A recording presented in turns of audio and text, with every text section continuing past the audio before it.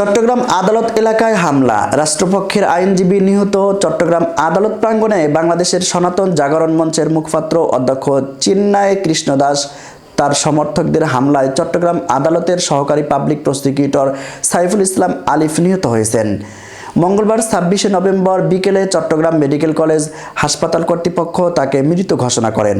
হামলায় এ ঘটনায় 7-8 জনকে হাসপাতালে ভর্তি করা হয়েছে। ঘটনার সত্যতা নিশ্চিত করেছেন চট্টগ্রাম আদালতের সহকারী public prosecutor Mohammad advocate Enamul.